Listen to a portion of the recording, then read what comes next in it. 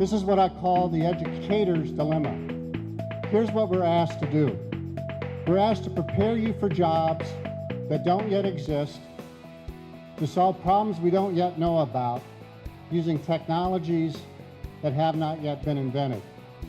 And it's a challenge. What am I supposed to teach you? Right? That's what keeps us up at night, is that to prepare you for this uncertain future. It's not about knowing something, it's about building your capacity to learn more. I'm going to start giving you part of your graduation attire tonight. I'm going to give you the tassel with your date of graduation that you will wear on your mortarboard when you finish in 4 years or 3 years or 2 years from now. Finish in 4 is something that's real important to you and to me. I want to get you out of here in 4 years and move on to the next step. They say that 50% of the healthcare workforce has to be replaced over the next decade. Think about that.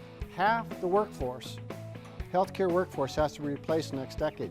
We need you to get done and get moving on to those careers. The other is just the cost to you. Now I know higher ed is expensive, and I can't control the tuition, but I can control how long you're going to be here. The thing that's going to be most important about the success of UMR is our students, your success. If you're successful, we're going to be successful. So I tell our donors, if you want to invest in something that we're successful, invest in you. And knowledge is exploding at such a phenomenal rate these days that many say that what we teach our students as freshmen is outdated by the time they're juniors. That's the key thing that we have to do for our students, prepare them for this uncertain future. So it's less about knowing and more about becoming, is an expression that I've used. And the becoming is having that capacity and desire to learn more. My background is in neuroscience, and when you begin to look at learning from sort of that physiological or biological perspective, what you understand very quickly that the power of the brain is in its interconnectivity. It's about making connections. Our value to higher education is that we can get out there and scout. We're going to do some things that are going to work really well, and we can call back and say, this is working. And I do think this more connected curriculum is one of those approaches of working. There's some other things that we're doing are probably not going to work very well. That's just part of being an innovative institution. I really believe that that's the thing that's exciting for me, and that's why I'm at University of Minnesota Rochester, is because we're out scouting. We're figuring out what this new thing is. That's why I say we're building the future university today. We're talking about changing college to help students learn better.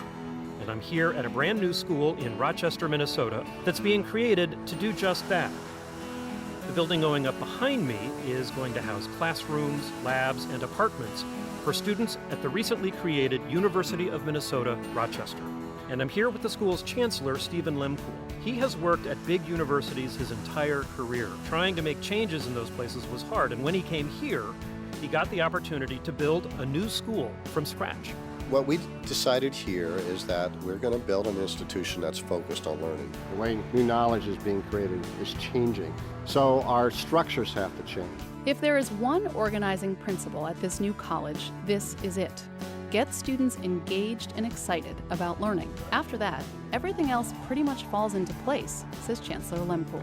Really the secret sauce is if you can get them to get into it and spend the time, we can take them places. Lempool says if you look at all the research that's been done about how people learn, it pretty much boils down to one simple idea.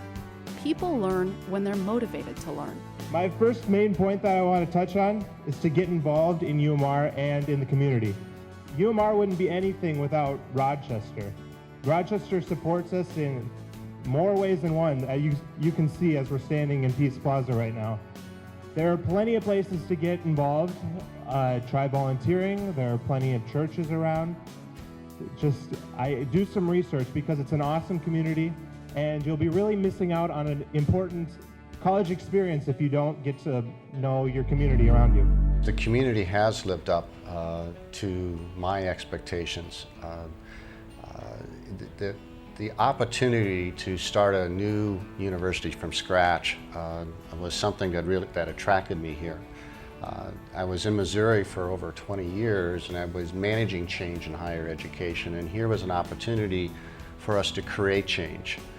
And I knew that that change had to involve the community. And Rochester has all the ingredients to build a top university in this nation, and I think we're well on our way to doing that.